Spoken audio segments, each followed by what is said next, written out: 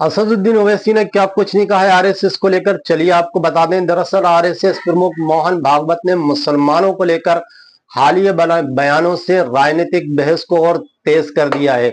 इसी बीच असदुद्दीन ओवैसी ने इसे पाखंड से भरा करार देते हुए कहा है कि अगर भारत 2047 तक विकसित राष्ट्र बनना चाहता है तो इतने बड़े समुदाय यानी मुसलमानों को हाशिए पर रखकर ये लक्ष्य अगर हासिल करने का आप सोच रहे हैं तो भूल जाइए।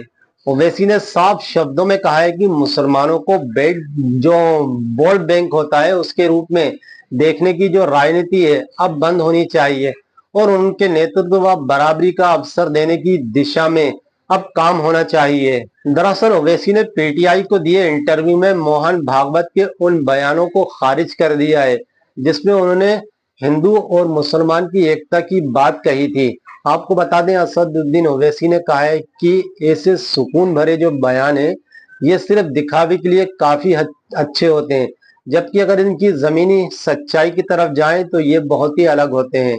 उन्होंने आरोप लगाया कि जब समाज के अन्य तबकों को राजनीति में नेतृत्व करने मिलता है तो मुसलमानों को भी हमेशा पीछे क्यों रखा जाता है। ओवैसी ने कहा है कि ऊंची जातियों के लोग नेता होते हैं और मुसलमानों को सिर्फ एक वोट बैंक या फिर भिखारी ही समझा जाता है, इससे ऊपर उनको नहीं समझा जाता। अब उन्होंने कहा बात करें बीजेपी की जीत की वजह, तो उन्होंने कहा है कि ये विपक्ष की जो असफलता है उसको लेकर है। दरअसल ओवैसी 2024 के चुनाव नतीजे का जिक्र करते हुए उन्होंने कहा है कि भारतीय जनता पार्टी की सफलता दरअसल विपक्ष की जो नाकामियां हैं यानी उनकी जो कमियां हैं उसका नतीजा होती हैं।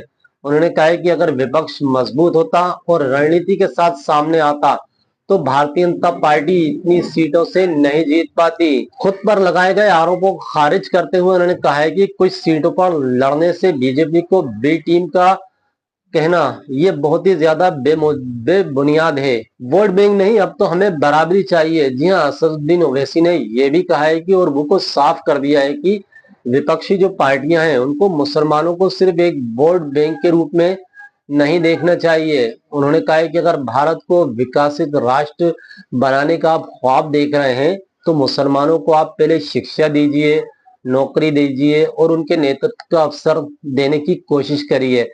केवल चुनाव के समय उनका इस्तेमाल करना बंद कर दीजिए और उन्हें बाद में जैसे कि आप भूल जाते हैं। ये लोकतांत्रिक मूल्य के बिल्कुल खिलाफ है।